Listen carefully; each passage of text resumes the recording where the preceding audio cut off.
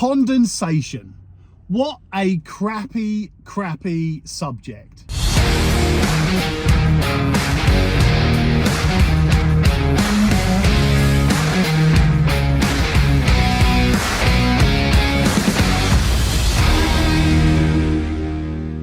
Condensation probably causes more arguments between tenants and landlords than any other property related issue. And there's a really good reason for that. And there's really good advice that landlords can give tenants to avoid the whole issue. So I'm going to go through, first of all, what is the problem? Why is there condensation in that property? Then I'm going to go through what landlords can tell tenants to avoid the problem. And if any tenants watch this, what you can do to avoid getting condensation and wondering, is this damp? Is it a landlord problem? Is it something my landlord should fix and is just being lazy? And the same for landlords, actually. Now, there are some landlords who continue maintaining condensation. Now, whether they know what the rules are about condensation or not, I don't know. Generally speaking, the way to identify condensation is when it spreads across the ceiling and across the wall. Now, that's not the most robust way to identify it, but damp tends to focus in corners and at the bottoms of walls. So damp tends to focus in concentrated areas more, and condensation tends to spread. And there's a very good reason for that, because condensation is moisture from the air that lands on the walls and the ceilings and stays there. And if it's not cleaned off, it turns into mold and it goes black and it's horrible and it stinks and it gets into your lungs and it makes you cough and it's just not very nice. That's what condensation is. Whereas damp is coming from inside the wall, where either there's a leak coming from outside the property into the building, into the brickwork, or it's rising damp coming up from the ground. So that's why damp tends to focus in certain areas. Now, if you let damp get worse and worse and worse and worse and worse, then it will spread as well. But normally you can see damp in concentrated areas before it gets to that situation. So where does all of that moisture come from? I'm just going to go through this very quickly, but generally speaking, human beings perspire. We sweat. We also have hot inside and cold outside, and that makes all of the moisture come out of our bodies, off of our skin, evaporates into the air, and then sticks to the walls. And it's the same with laundry. When you hang your washing out to dry, that moisture has to go somewhere. So if you put it on a radiator or next to a radiator, the moisture has to go somewhere. It doesn't just disappear. It's a living thing. So it goes to the walls. Now, sometimes you get more condensation on certain walls depending on the temperature of the wall and depending on where that wall is positioned in the building. For an example, flats tend to get a lot of condensation on exterior walls and on bathroom ceilings, things like that. So you can normally tell when it's condensation because of the spread, but you can also tell, now you also know where that condensation comes from. The problem is that a lot of people say, well, that's a tenant caused problem. Yeah, okay, I go with that. And technically it is. It's not perspiration from the landlord, it's perspiration from the tenant. But if the tenant lives in a flat, or a house actually, and it's freezing cold outside, it's the middle of winter, we can't expect the tenant to leave the windows open all the time. The heating on, the windows open, it's going to cost an absolute fortune, and it's just going to be freezing. You're just wasting energy. So it's bad for the environment as well. But it is still a problem. And I see so many landlords that self-manage, that go round and attack. And they go round to the tenant and they say, you've got to keep your windows open. You've got to ventilate. And they're all saying pretty much the same thing. You've got to stop hanging your washing on the radiators. You've got to stop drying your washing in the house. Those are all definitely true things. That's what causes condensation. But I want to go a bit further than that. I've been a tenant in a flat when I was younger, and the condensation was hideous. And no matter what I did, it was always there and it always came back. It's just difficult to cope with. So what can you do? First of all, if you have a property that is susceptible to condensation, then you probably already know it. Flats are definitely susceptible to condensation more often than houses. So if you have a flat, then this is for you. But also, if you have a house that is also open to condensation, then this is also for you. Number one, ask your tenant or prepare your tenant for condensation. If you're upfront and open with the tenant, they're more likely or more accepting to the problem. Because let's not forget, yes, the moisture in the air is caused by the tenant, but the actual condensation might be half a property structure and layout problem and half tenant's activities problem. I know there's going to be a lot of people saying, no, it's got to be a tenant problem, it's nothing to do with the building, but it is. That's why flats are more susceptible than houses, because of the property layout, because of the way that flats are situated between other flats, and the external wall is normally colder, and so on and so on and so on. Less ventilation, you could argue tons of things, but it is a bit of a property layout thing, but that argument will go on forever.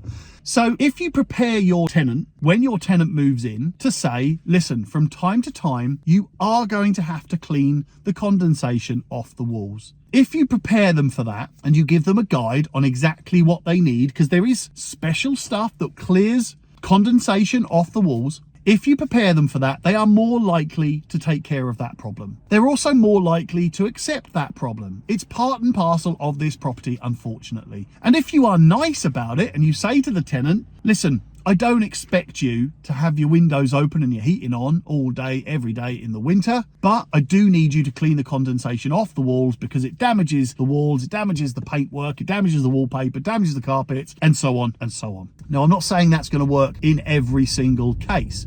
Definitely not, because there are some tenants who are just arseholes, and there are also some landlords who are just arseholes that won't do this because they're idiot landlords that just think, well, no, the tenant can suffer and the tenant can deal with it. That's the wrong way to think about being a landlord or a property investor. You're not there to squeeze every penny and pound out of that tenant that you possibly can. You're there to provide quality housing at a good price, affordable price, and keep your investment long term. That's what you're there for. You prepare your tenants and they will be more accepting and more likely to take care of the problem. Now, there's another part to that as well. If you're a self-managing landlord, which I've no idea why anybody would want to be a self-managing landlord nowadays, with everything that's happening with legislation, council task forces, penalties, fines, imprisonment, renters reform bill, this huge piece of legislation that has about 6 billion things that landlords have to follow. I have no idea why any landlord would want to self-manage. The regulation of property agents, which is going to include all landlords, landlord licensing that's coming, the EPC laws that are changing, the gas safety laws, the EICR laws, everything's going mad. So if you're a self-managing landlord, you're braver than me. If you're a self-managing landlord and you have prepared your tenant for condensation and they're going to take care of the problem periodically, I would also inspect as well, but don't call it an inspection. Tenants don't like inspections. Just call it a support visit to see, and treat it like that. Treat it like you are going to the property to help the tenant, to find out what issues the tenant needs help with, to find out if there's anything in the property that needs repairing or maintaining, to see if the condensation treatment is working. Don't treat it like you're inspecting on the tenant's home. That's the wrong way to think about it.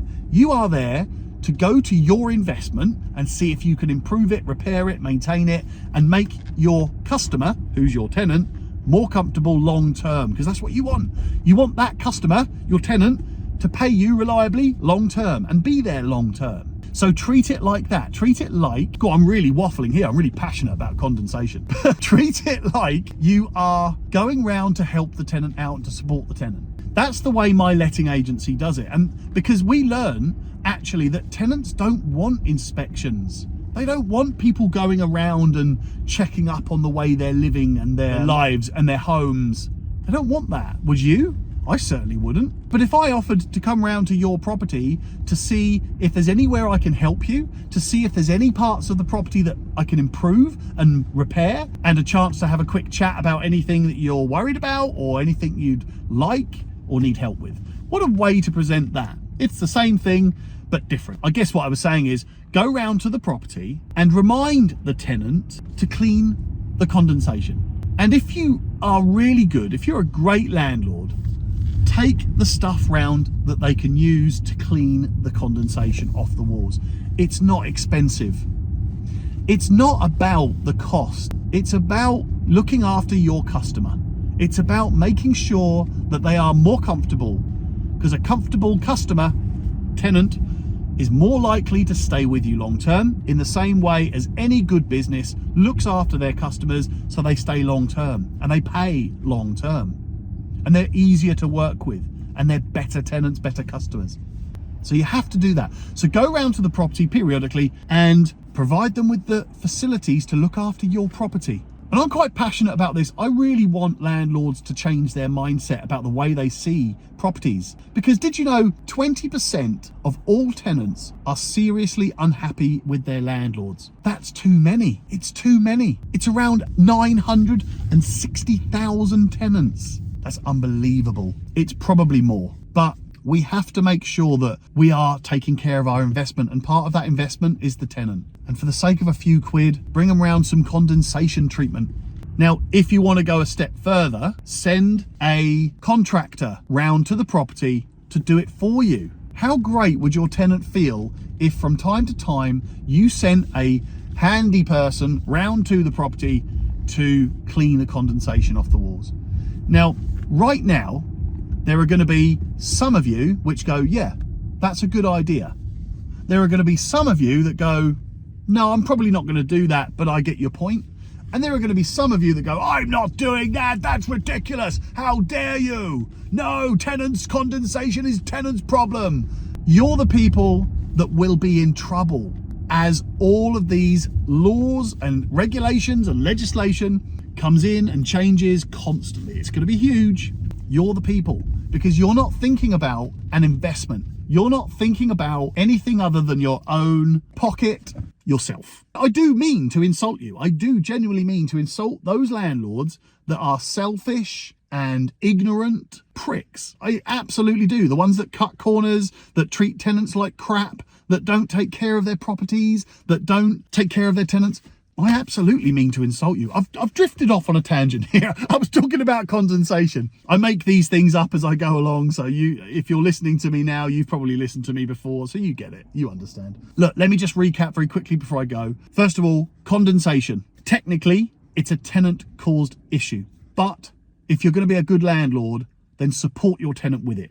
Secondly, get round to the property and offer your help with it, and other things as well. Offer that help, then you can get yourself into the mindset that you are there to help your tenant and look after your tenant for the long term.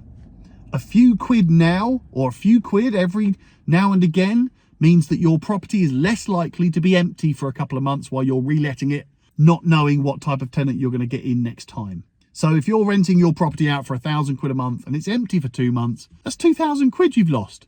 Just for the sake of spending a few quid here, a few quid there, improving the tenant's life and making them more comfortable. Look, if you want some help, if you're a self-managing landlord, you're currently thinking to yourself, I'm not sure about all this legislation, you know. I'm trying to keep up with it, but I'm not sure whether I'm right. I'm not sure whether I'm wrong. I'm not sure whether I'm going to get into trouble. I'm worried that the council are going to come round to my property, which they probably will. Then let me know. I have a letting agency which covers a lot of the South Coast, and I would love my team to let your property and manage your property, or both, and help you be an anonymous landlord and be a profitable landlord with reliable tenants. I'd love that if we can do it. So if you want to talk about that, you can email me directly. It's tom@soanegroup.co.uk. It's tom@soanegroup.co.uk, or probably the easier way is go to my Facebook page and message me through that. Or you can go to my YouTube channel, subscribe to that. There's loads of really good videos on there. So if you do want to be a self-managing landlord, then go to my YouTube channel, subscribe to that,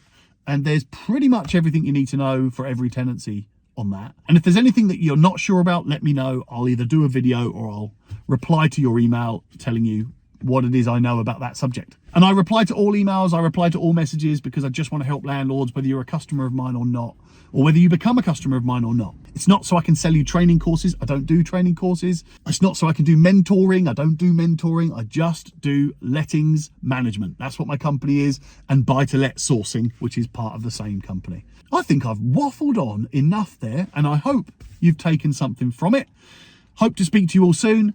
And don't forget to check out my book. Yes, I've written a book. It's called The Anonymous Landlord, and it is a complete guide from start to finish about how you can be an anonymous landlord, finding the right buy-to-let properties, investing in the buy-to-let properties, how to be a modern landlord and make profit from property without sacrificing your time, your energy, your mind, or your family. If you want that link to the book, let me know. It's going to be in the descriptions below. It's going to be in the comments. It's going to be everywhere. So the book is called The Anonymous Landlord, on Amazon, Kindle, audiobook, everywhere.